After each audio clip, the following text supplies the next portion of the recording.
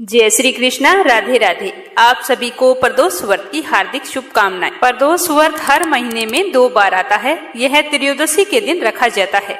उदय तिथि के अनुसार प्रदोष व्रत गुरुवार को रखा जाएगा। शास्त्रों में बताया गया है कि तिथि हमेशा उदय तिथि के अनुसार मान्य होती है। इस प्रदोष व्रत भगवान शिव की कृपा पाने के लिए किया जाता है। जो प्रदोष व्रत जिस वार को होता है वह उसी वार के हिसाब से जाना जाता है। जैसे अब की बार गुरुवार को होने के कारण इसे गुरु प्रदोष व्रत कहा जाएगा। गुरु प्रदोष व्रत मनोकामना पूर्ति के लिए किया जाता है। इस व्रत को करने से शत्रुओं का नाश होता है, आर्थिक तंगी दूर होकर सुख संपत्ति व सौभाग्य की प्राप्ति होती है। इस दिन भगवान शिव के साथ साथ विष्णु भगवान की पूजा भी की जाती है। गुरु प्रदोष व्रत के दिन सुबह नहा धोकर हल्के पीले रंग के कपड़े पहने, उसके बाद में व्रत का संकल्प लें। केले के पेड़ के नीचे शुद्ध घी का दीपक जलाएं और फिर एक कहानी विष्णु भगवान की सुने। फिर पूरा दिन मन ही मन ओम नमः शिवाय मंत्र का और ओम नमो भगवते वासुदेवाय मंत्र का मन ही मन जाप करते रहें।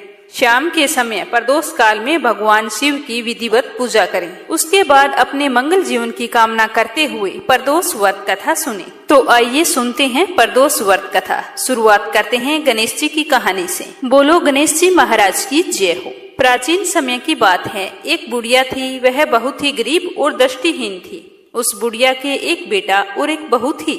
वह बुढ़िया नियमित रूप से भगवान गणेश जी की पूजा किया करती थी। इस तरह पूजा करते करते बुढ़िया को सालों बीत गए। एक दिन गणेश जी उसकी पूजा से प्रसन्न होकर प्रकट हुए और बोले कि बुढ़िया, मैं तेरी पूजा से अति प्रसन्न हूँ, तू जो चाहे वरदान मांग ले। तो बुढ़िया इस तरह गणेश जी महाराज की आवाज सुनकर बहुत ही खुश हुई और हाथ जोड़कर प्रणाम किया और कहा कि हे गणेश जी महाराज, मैं आपके दर्शन तो नहीं कर सकती, लेकिन मैं आपकी आवाज सुनकर ही बहुत ही प्रसन्न हूँ। रही बात वरदान मांगने की, तो मुझे तो मांगना ही नहीं आता कि कैसे और क्या मांगू।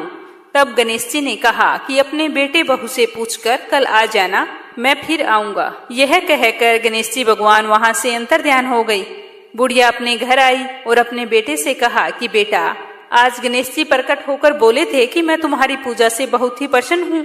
तू कोई वरदान मांगना चाहती है तो मांग ले, तो बता मैं क्या मांगू। तो अपनी माँ की बात सुनकर उसके बेटे ने कहा कि माँ, तू खूब सारा धन मांग ले। बेटे की बात सुनकर बुढ़िया अपनी बहू के पास गई और पूछा कि बहू, आज गणेश जी भगवान ने मुझसे वरदान मांगने को कहा है, तू ही बता कि मैं क्या मांगू। तो अपनी सास की बात सुनकर बहू ने कहा कि सासू माँ, आप नाती मांग लो। तो बेटे बहू की बात सुनकर बुढ़िया ने सोचा कि ये तो सारे अपने अपने मतलब की बात कर रहे हैं। यह सोचकर उसने अपनी पड़ोसी सहेलियों से पूछा तो उन्होंने कहा कि बुढ़िया, तू तो थोड़े दिन जिएगी, तू क्यों तो धन मांगे और क्यों नाती मांगे। तू अपनी आंखों की रोशनी मांग ले, जिससे तेरी बची हुई जिंदगी आराम से कट जाए। इस तरह बुढ़िया ने सभी से पूछ लिया, लेकिन बुढ़िया के मन को तसल्ली नहीं हुई।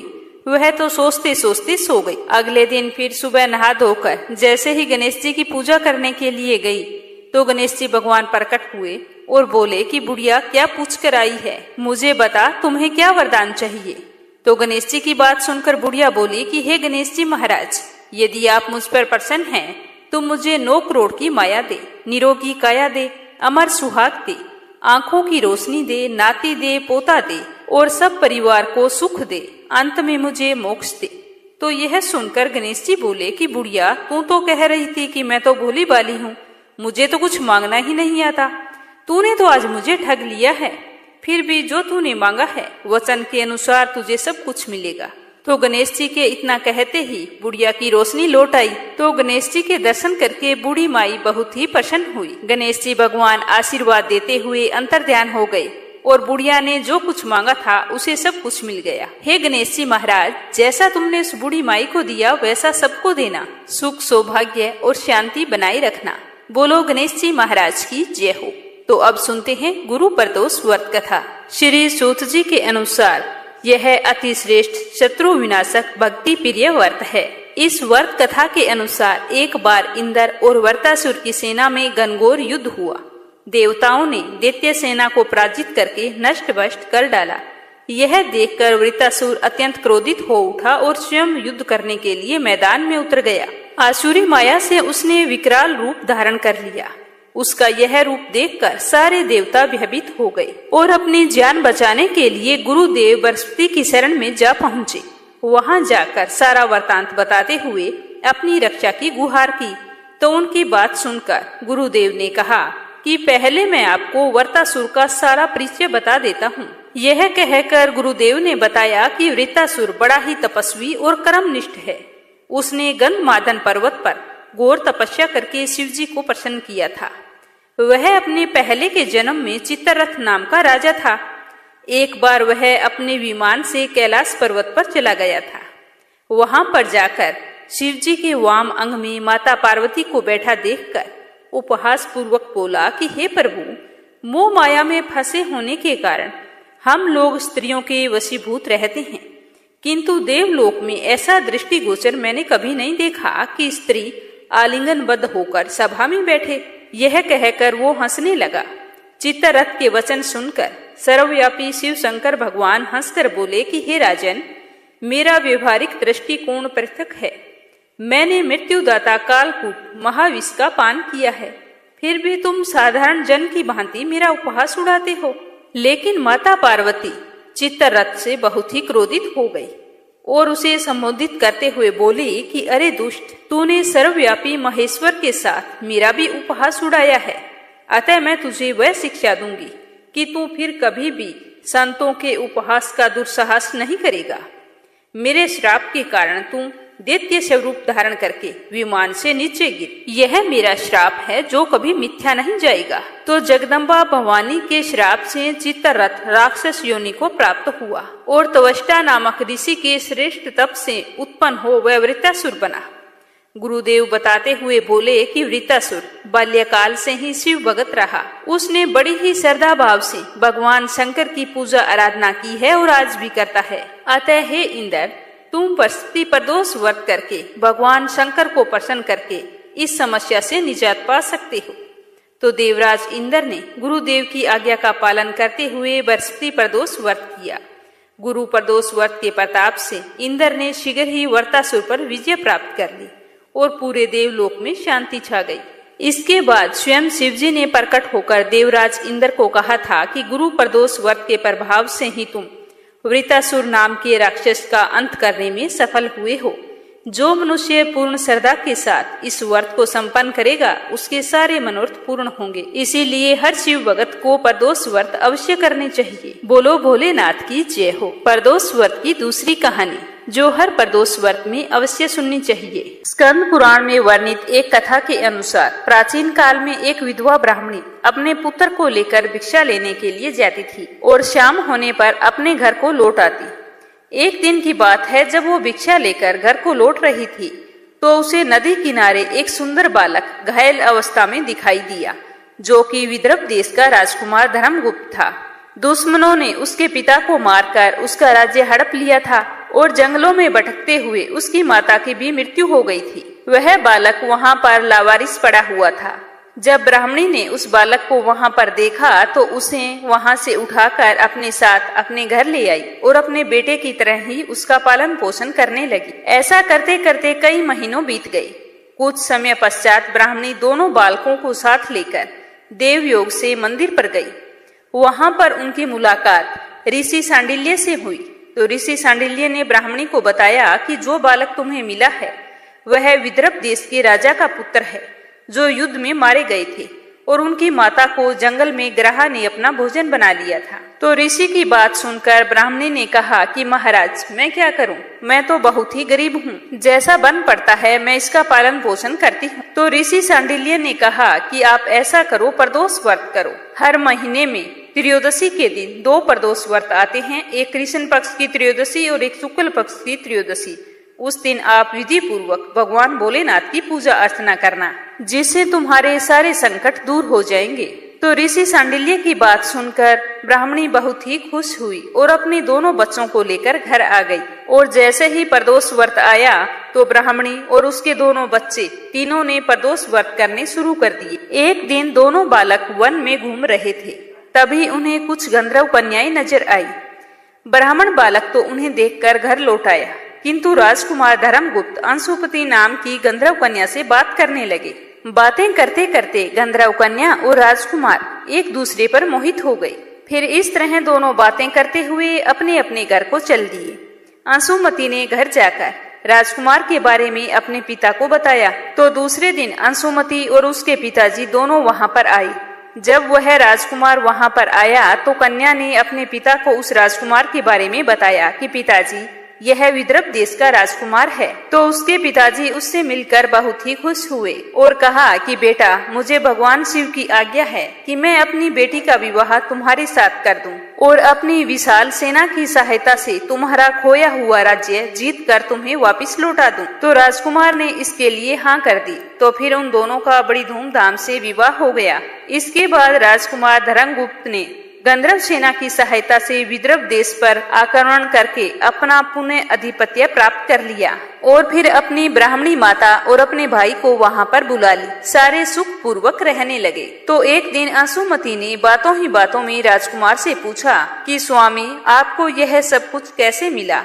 आपने ऐसा क्या किया था जिसे आपका खोया हुआ मान सम्मान और आपका राज्य सब कुछ आपको मिल गया? तो राजकुमार ने अपनी पत्नी अंशुमति को प्रदोष व्रत का सारा विधान बताया। तो अंशुमति यह सब कुछ जानकर बहुत ही खुश हुई और बाद में वो भी हर प्रदोष व्रत का नियम से पालन करती और श्रद्धा पूर्वक व्रत करती। तो राजकुमार धर्मगुप्त का जीवन सुखी और संपन्न हो गया। यह सब कुछ ब्राह्मणी और राजकुमार धर्मगुप्त के प्रदोष व्रत करने का फल था। स्कंद पुराण के अनुसार जो भी व्यक्ति प्रदोष व्रत के दिन शिव पूजा के बाद में एकाग्र होकर प्रदोष व्रत की कथा को सुनता है या पढ़ता है, उसे 100 जन्मों तक कभी भी गरीबी का सामना नहीं करना पड़ता। वह हमेशा सुखी और संपन्न रहता है, क्योंकि कहा जाता है कि प्रदोष काल में भगवान शिव की पूजा करने से व्यक्ति की सारी मनोकामनाएं पूर्ण होती है। क्योंकि इस समय भगवान भोलेनाथ कैलाश पर्वत पर नृत्य कर रहे होते हैं और बहुत ही प्रसन्नचित मुद्रा में होते हैं। इसीलिए इस समय जो भी कोई व्यक्ति पूजा करता है तो उसकी सारी मनोकामनाएं भगवान भोलेनाथ खुश होकर पूरी कर देते हैं। बोलो भोलेनाथ की जय, बोलो विष्णु भगवान की जय हो। एक बार की बात है कि भारतवर्ष में एक राजा राज्य करता था। वह बड़ा ही प्रतापी और दानी था। वह नित्य गरीबों और ब्राह्मणों की सहायता किया करता था। यह बात उसकी रानी को बिल्कुल भी अच्छी नहीं लगती। वह ना तो गरीबों को दान देती और ना ही भगवान का पूजन करती थी और राजा से भी ऐसा करने के लिए मना किया करती थी। एक दिन राजा शिकार खेलने के लिए वन को गए हुए थे तो रानी महल में अकेली थी। उस दिन बृहस्पतिवार का दिन था। उसी समय बृहस्पति देव साधु के वेश में राजा के महल में भिक्षा मांगने के लिए आए और रानी से भिक्षा मांगी। तो रानी ने भिक्षा देने से इनकार कर दिया और कहा कि हे साधु महाराज, मैं तो दान पुण्य से तंग आ गई हूँ। मेरा पति सारा धन लुटाता रहता है। मेरी इच्छा है कि हमारा सारा धन नष्ट हो जाए।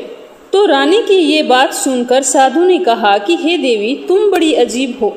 धन और संतान तो सभी चाहते हैं, पुत्र और लक्ष्मी तो पापी के घर भी होने चाहिए। यदि तुम्हारे पास अधिक धन है तो भूखों को भोजन दो, प्यासों के लिए प्याऊ बनवाओ, मुसाफिरों के लिए धर्मशालाएं खुलवाओ और जो निर्धन अपनी कुंवारी कन्याओं का विवाह नहीं करवा सकते, तुम उनका विवाह करवा दो। और कई ऐसे काम हैं जिसे तुम अगर करोगी तो तुम्हारा यश लोक और परलोक में फैलेगा। परंतु रानी पर साधु के उपदेश का कोई भी प्रभाव नहीं पड़ा। वह बोली कि महाराज, आप मुझे कुछ ना समझाएं। मैं ऐसा धन नहीं चाहती जो हर जगह लोगों में बांटती फिरूं। तो साधु ने उत्तर दिया कि यदि तुम्हारी ऐसी इच्छा है तो तुम्हारी इच्छा जरूर पूरी होगी। तुम ऐसा करना कि बृहस्पतिवार के दिन घर को पीली मिट्टी से लीपकर, सिर धोकर स्नान करना, बट्टी से डाकर कपड़े धोना और भोजन बनाकर चूल्हे के पीछे रख देना और राजा से कहना कि गुरुवार के दिन अपनी हजामत बनवाए। ऐसा करने से तुम्हारा सारा धन नष्ट हो जाएगा। इतना कहकर साधु महाराज वहां से आलोप हो गए। जैसे वह साधु कहकर गया था, रानी ने वैसा ही किया। तो 6 बृहस्पतिवार बीते थे कि उसका सारा धन नष्ट हो गया और भोजन के लिए दोनों तरसने लगे, सांसारिक भोगों से दुखी रहने लगे। तब राजा रानी से कहने लगा कि तुम यहाँ पर रुको और मैं दूसरे देश को जाता हूँ, क्योंकि यहाँ पर तो मुझे सारे मनुष्य जानते हैं, इसीलिए मैं कोई कार्य नहीं कर सकता। देश चोरी और परदेश भीख बराबर है। ऐसा कहकर राजा परदेश चला गया। वहाँ जंगल को जाकर लकड़ी काटता और शहर में बेचता, जिससे अपना जीवन यापन करता। ऐसा करते करते कई महीनों बीत गए। एक दिन वह दुखी होकर जंगल में एक पेड़ के नीचे निश्चित रूप से आसन जमाकर बैठ गया और अपनी दशा को याद करके व्याकुल होने लगा। उस दिन भी गुरुवार का दिन था। एकाएक उसने देखा कि निर्जन वन में एक साधु प्रकट हुआ है। वह साधु के वेश में स्वयं बस्ती देवता थे। लकड़हारे के सामने आकर बोले कि हे लकड़हारे, इस सुनसान जंगल में तुम चिंता मगन क्यों बैठा है? तो लकड़हारे ने साधु को देखते ही हाथ जोड़कर प्रणाम किया और उत्तर दिया कि महात्मा जी, आप तो सब कुछ जानते हैं, मैं क्या कहूँ। यह कहकर वह रोने लगा और साधु को आत्मकथा सुनाई। लकड़हारे की सारी बात सुनकर साधु ने कहा कि तुम्हारी पत्नी ने बृहस्पतिवार के दिन वीर भगवान का निरादर किया है, जिसके कारण रुष्ट होकर तुम्हारी यह दशा कर दी गई है। अब तुम चिंता दूर करो और मेरे कहने पर चलो, तुम्हारे सारे कष्ट दूर हो जाएंगे। तुम बृहस्पतिवार के दिन पाठ किया करो। 5 रुपए के चने मुनक्का मंगवा कर उसका प्रसाद बनाओ और शुद्ध जल के लोटे में शक्कर मिलाकर अमृत तैयार करो। कथा के पश्चात अपने सारे परिवार और सुनने वाले प्रेमियों में अमृत व प्रसाद बांटकर आप भी ग्रहण करना। ऐसा करने से भगवान बृहस्पति देव तुम्हारी सारी मनोकामनाएं पूरी करेंगे। साधु के ऐसे वचन सुनकर लकड़हारा बोला कि हे साधु महाराज, मुझे लकड़ी बेचकर इतना पैसा नहीं मिलता जिसे मैं भोजन करने के बाद भी कुछ बचा सकूं, जिससे पूजा की सामग्री ला सकूं। तो साधु ने कहा कि हे लकड़हारे, तुम किसी बात की चिंता मत करो। बृहस्पतिवार के दिन तुम रोजाना की तरह लकड़ियां लेकर बेचने के लिए जाओगे तो तुम्हें हर दिन से दुगना धन प्राप्त होगा, जिससे तुम भली भांति भोजन भी कर लोगे और गुरुवार की पूजा का सामान भी आ जाएगा। तो साधु की बात सुनकर लकड़हारा बहुत ही खुश हुआ। धीरे धीरे 6 दिन बीते। राजा बृहस्पतिवार का बड़ी ही बेसब्री से इंतजार कर रहा था। जैसे ही बृहस्पतिवार का दिन आया तो राजा जंगल से लकड़ी काटकर किसी शहर में बेचने के लिए गया। उस दिन उसे और दिन से अधिक पैसा मिला तो राजा ने चना गुड़ आदि लाकर गुरुवार का व्रत किया। उस दिन से राजा के सभी क्लेश दूर हो गए। राजा बहुत खुश हुआ, परंतु जब दोबारा गुरुवार का दिन आया तो वह बृहस्पतिवार का व्रत करना भूल गया। तो इस कारण बृहस्पति भगवान उससे नाराज हो गए। उस दिन उस नगर के राजा ने एक विशाल यज्ञ का आयोजन किया था और शहर में घोषणा करवाई थी भी कोई भी मनुष्य अपने घर पर भोजन नहीं बनाएगा और ना ही आग जलाएगा। सारी जनता मेरे यहाँ आकर भोजन करेगी। जो मेरी इस आज्ञा को नहीं मानेगा उसे फांसी की सजा दी जाएगी। तो राजा की आज्ञा अनुसार शहर के सारे लोग भोजन करने के लिए राजा के यहाँ गए, लेकिन लकड़हारा कुछ देर से पहुंचा। तो राजा उसे भोजन करवाने के लिए अपने साथ अपने घर पर ले आए और घर पर लाकर जैसे ही भोजन करवा रहे थे तो रानी की दृष्टि एक खूंटी पर पड़ी, जिस पर उनका अमूल्य हार लटका हुआ था। वह हार वहां पर रानी को दिखाई नहीं दिया। तो रानी ने सोचा कि मेरा हार इसी मनुष्य ने चुराया है। तो रानी ने उसी समय पुलिस को बुलाकर उसको जेल खाने में डलवा दिया। जब लकड़हारा जेल खाने में पड़ गया तो बहुत ही दुखी हुआ और विचार करने लगा कि ना जाने मैंने पूर्व जन्म में कौन से बुरे कर्म किए थे जिसके कारण आज मुझे इतना दुखी होना पड़ रहा है। तो उसी समय बृहस्पति देव साधु के रूप में वहां पर प्रकट हो गए और उसकी दशा को देखकर कहने लगे कि अरे मूर्ख, तूने बृहस्पति देव की कथा नहीं की, इसी कारण तुझे दुख प्राप्त हुआ है। तो साधु की बात सुनकर राजा ने कहा कि हे साधु महाराज, मुझसे गलती हो गई, अब मैं क्या करूं? तो साधु ने कहा कि अब तू चिंता मत कर। बृहस्पतिवार के दिन जेल के दरवाजे पर तुझे 4 पैसे पड़े मिलेंगे। तू उनसे बृहस्पति देव की पूजा करना, तेरे सारे कष्ट दूर हो जाएंगे। तो बृहस्पतिवार का दिन आया तो राजा को जेल के दरवाजे पर 4 पैसे पड़े मिले। तो राजा ने उनसे कथा कही। उसी रात्रि को बृहस्पति देव ने उस नगर के राजा को सपवन में कहा कि हे राजा, तुमने जिस आदमी को जेल में बंद किया है वह निर्दोष है, तुम उसे छोड़ दो, नहीं तो मैं तुम्हारा राज्य, पुत्र, धन सब कुछ नष्ट कर दूंगा।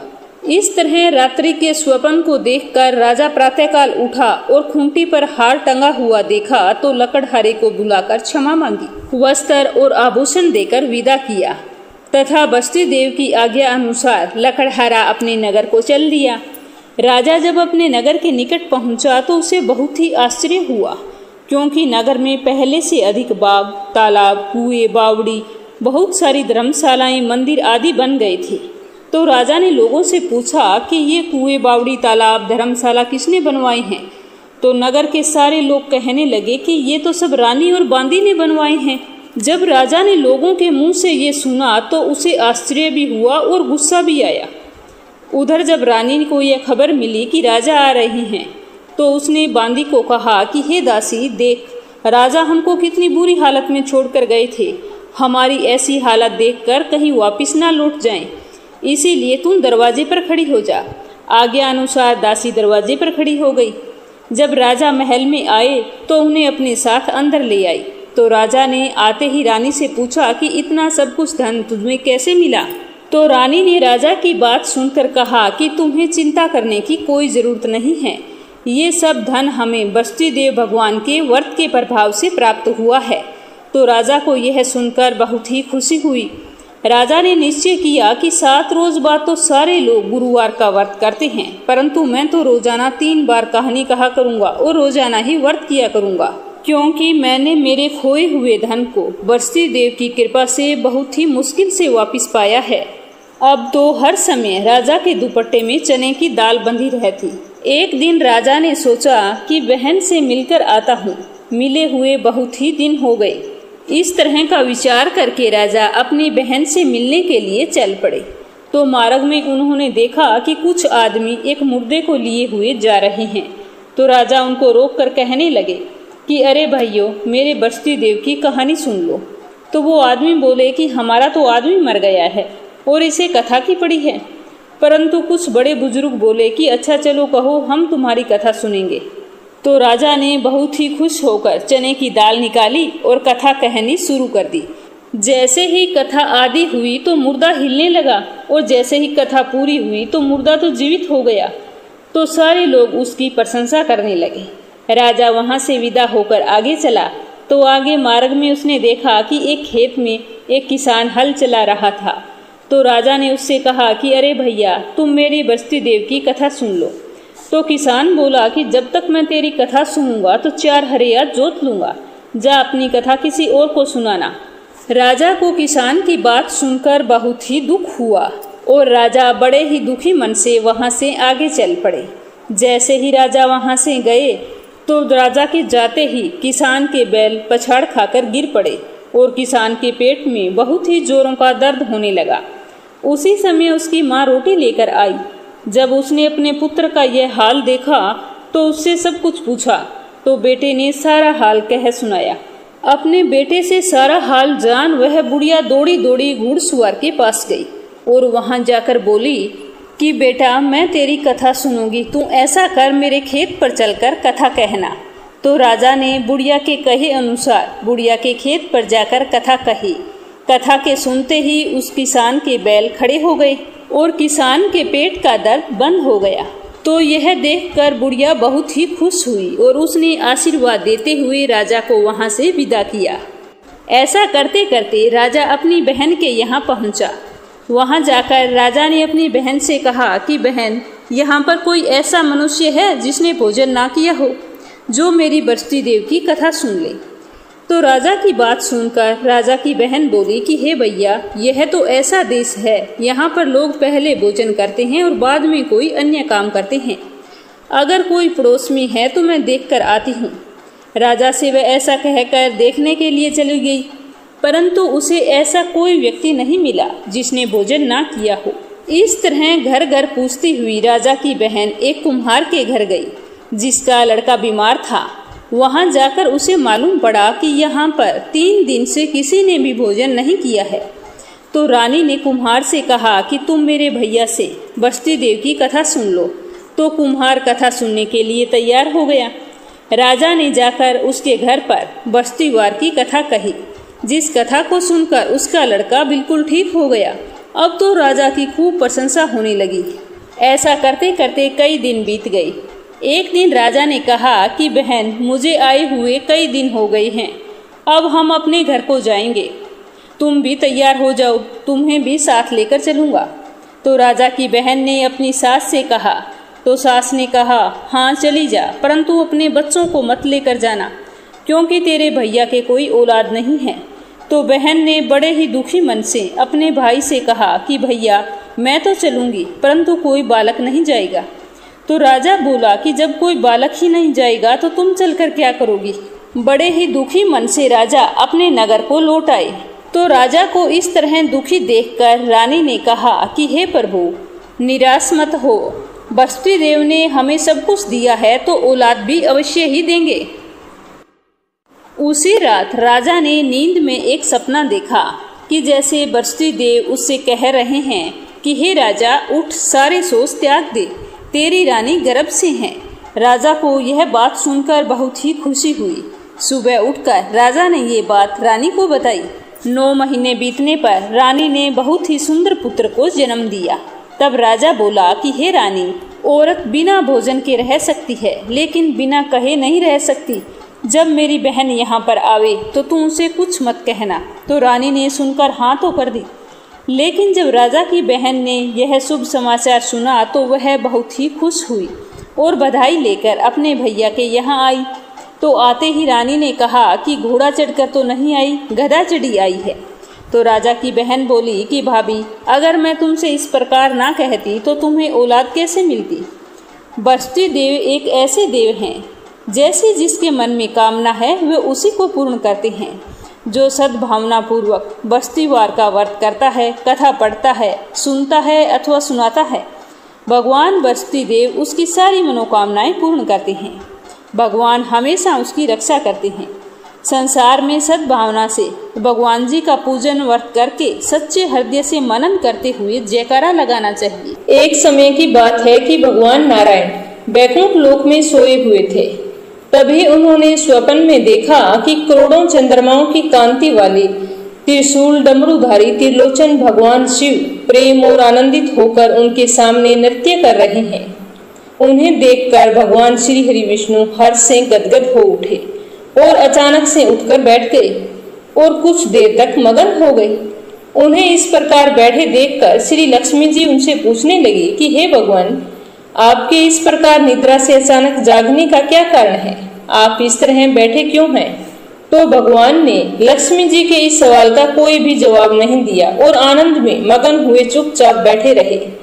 थोड़ी देर बाद में बड़े ही खुश होते हुए बोले कि देवी, मैंने अभी अभी एक स्वप्न देखा है कि भगवान शंकर मेरे सामने नृत्य कर रहे हैं। उनकी ऐसी छवि आनंद में और बहुत ही मनोहर थी। मैंने आज स्वप्न में भगवान शंकर के दर्शन किए हैं, पर मुझे ऐसा लग रहा है कि भगवान भोलेनाथ ने मुझे आज जरूर याद किया है। चलो कैलाश में चलकर हम लोग महादेव के दर्शन करके आते हैं। ऐसा विचार करके दोनों कैलाश की ओर चल दिए। भगवान शिव के दर्शन के लिए दोनों कैलाश मार्ग के आधे दूर तक गए थे कि सामने देखते हैं कि भगवान शंकर भी पार्वती जी के साथ उनके सामने चले आ रहे हैं। तो भगवान श्री हरि विष्णु के आनंद का तो कोई ठिकाना नहीं रहा। दोनों पास आते ही बड़े प्रेम से मिले। ऐसा लगा मानो प्रेम और आनंद का समुद्र चारों ओर उमड़ पड़ा हो। एक दूसरे को देखकर दोनों की आंखों से आंसू बहने लगे। दोनों एक दूसरे से लिपटे हुए कुछ देर तक खड़े रहे। तो भगवान शंकर ने श्री हरि विष्णु से कैलाश आने का कारण पूछा। तो भगवान श्री हरि ने रात्रि में आए स्वप्न के बारे में बताया। तो बताने के बाद श्री हरि विष्णु को मालूम पड़ा कि उसी प्रकार भगवान भोलेनाथ को भी स्वप्न आया था, जिसमें वो श्री हरि विष्णु को देख रहे थे। जिस रूप में वो सामने खड़े हैं वही रूप उन्होंने रात को देखा था। इस तरह दोनों एक दूसरे की बात जानकर बहुत ही खुश हुए। काफी देर तक बातें करते रहे।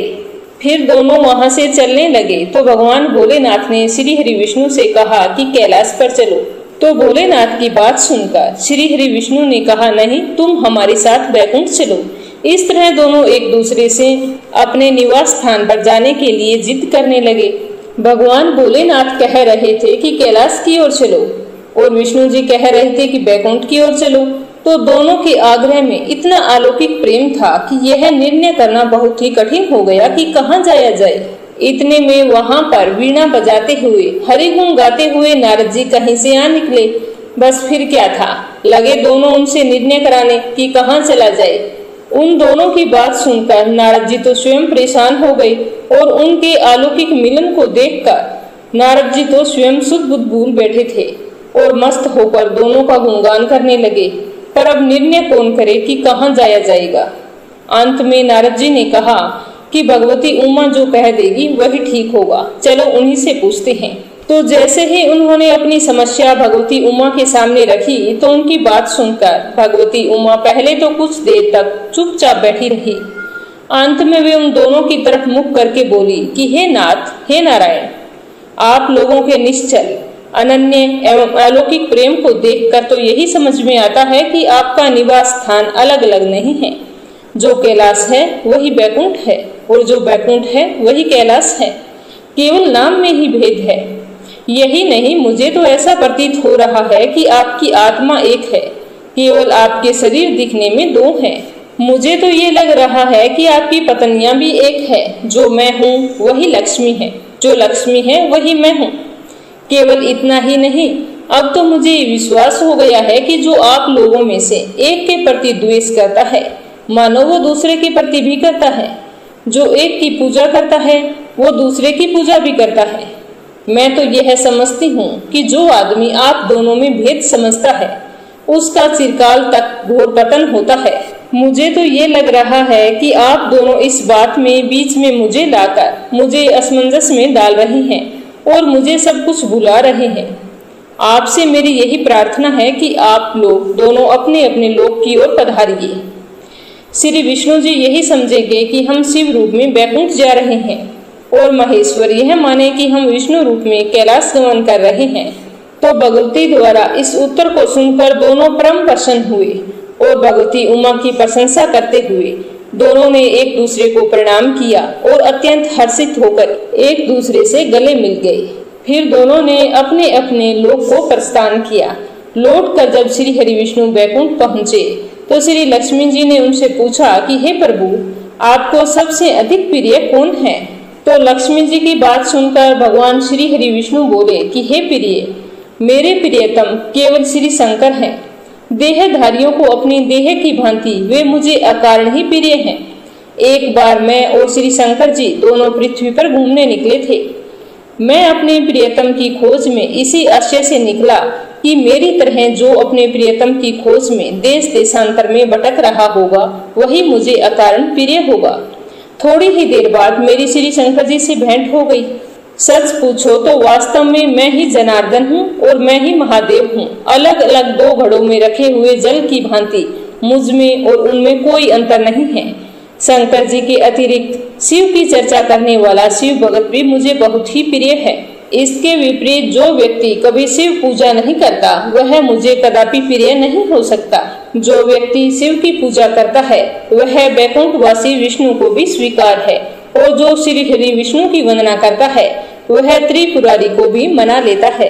तभी तो शिव शंकर जब भी मैं धरती पर मनुष्य रूप में अवतार लेता हूँ तो मेरे बाल रूप के दर्शन करने के लिए तुरंत पहुँच जाते हैं। लपसी और तपसी की कहानी। एक लपसी था, एक तपसी था। तपसी हमेशा भगवान की तपस्या करता था, लेकिन उसे चोरी करने की आदत थी। लपसी हमेशा सवा सेर की लापसी बनाता और पहले भगवान को भोग लगाता, उसके बाद में स्वयं भोजन करता। दोनों भाइयों का यही नियम था। तो एक दिन कोई बात को लेकर दोनों में कहा सुनी हो गई। तो तपसी बोला कि मैं रोजाना भगवान की तपस्या करता हूँ, इसीलिए मैं बड़ा हूँ। तो लपसी बोला कि मैं रोज भगवान को सवा सेर लापसी का भोग लगाता हूँ, इसीलिए मैं बड़ा हूँ। ऐसा कहते हुए दोनों जोर जोर से लड़ने लगे। तभी वहां से नारद जी गुजर रहे थे। दोनों को लड़ता हुआ देखकर वहां आए और उनसे पूछा कि तुम दोनों लड़ क्यों रहे हो। तो दोनों ने अपने आप को बड़ा बताया और साथ में बड़ा होने का कारण भी बताया। तो नारद जी बोले कि मैं तुम्हारा फैसला कर दूंगा, कल आऊंगा, बता दूंगा भी कौन बड़ा है। दूसरे दिन लपसी और तपसी नहाकर अपनी रोज की भक्ति करने आए तो नारद जी ने छुपकर 1.25 करोड़ की एक एक अंगूठी उन दोनों के आगे रख दी। जैसे ही भक्ति करते हुए तपसी की नजर उस अंगूठी पर पड़ी तो उसने चुपचाप से उठाई और अपनी पैर के नीचे दबा ली। लप्सी की नजर अंगूठी पर पड़ी, लेकिन उसने ध्यान नहीं दिया। उसने पहले भगवान को भोग लगाया और फिर स्वयं भोजन करने के लिए बैठ गया। थोड़ी देर बाद नारद जी सामने आए तो दोनों ने पूछा कि अब बताओ हम में से कौन बड़ा है। तो नारद जी ने तपसी से खड़ा होने के लिए कहा, तो वो खड़ा हुआ तो उसके पैर के नीचे दबी हुई अंगूठी दिखाई दी। तो नारद जी ने तपसी से कहा, तपस्या तो तुम करते हो, इतनी तपस्या करने के बाद भी तुम्हारी चोरी करने की आदत नहीं गई। ये अंगूठी मैंने ही तुम दोनों के आगे रखी थी। मैं ये देखना चाहता था कि तुम दोनों में से किन के मन में लालच है। तो तूने तो अंगूठी दिखाई पड़ते ही झट से अपने पैर के नीचे दबा ली। लेकिन लप्सी का ध्यान अंगूठी पर जाने के बाद भी लप्सी ने अंगूठी को ना ही उठाया और ना ही ध्यान किया। उसने सिर्फ अपने भगवान जी में ही ध्यान रखा, उन्हें भोग लगाया और बाद में स्वयं भोजन करने लगा। इसीलिए लप्सी बड़ा है और तुम्हें तुम्हारी तपस्या का कोई भी फल नहीं मिलने वाला। जितनी चाहे मर्जी तुम तपस्या कर लो, तुम्हें इसका कोई भी फल नहीं मिलेगा। तो तपसी को यह सुनकर बहुत ही दुख हुआ और वह शर्मिंदा होकर नारद जी से माफी मांगने लगा और कहने लगा कि आज तक की मेरी गलती माफ करो और मुझे बताओ कि मुझे मेरी तपस्या का फल कैसे मिलेगा। आज के बाद कभी भी मैं चोरी नहीं करूंगा। तो नारद जी ने कहा कि यदि कोई गाय और कुत्ते की रोटी नहीं बनाएगा तो उसका फल तुझे मिलेगा। यदि कोई आदमी ब्राह्मण को भोजन करवाकर उसे दक्षिणा नहीं देगा तो उसका फल भी तुझे ही मिलेगा। अगर किसी को सूट, तीवल, साड़ी अगर हम देते हैं, उसके ऊपर अगर भेंट स्वरूप कुछ रुपए नहीं देंगे तो उसका फल भी तुझे ही मिलेगा। अगर कोई व्यक्ति दिए से दिया जलाएगा तो उसका फल भी तुझे ही मिलेगा। अगर कोई औरत आंगन लीपकर चौका नहीं लीपेगी तो उसका फल भी तुझे ही मिलेगा। यदि कोई व्रत कथा में सारी कहानी सुन ले लेकिन तुम्हारी कहानी ना सुने तो उसका फल भी तुझे ही मिलेगा। उसी दिन से हर व्रत कथा और कहानी के साथ लप्सी तपसी की कहानी कही और सुनी जाती है। हे शिवजी भगवान, हे विष्णु भगवान, कहानी कहने में अगर कोई भूल चूक हुई हो तो क्षमा करना और अपने भक्तों पर अपनी कृपा दृष्टि सदैव बनाए रखना। जय श्री कृष्णा। राधे राधे।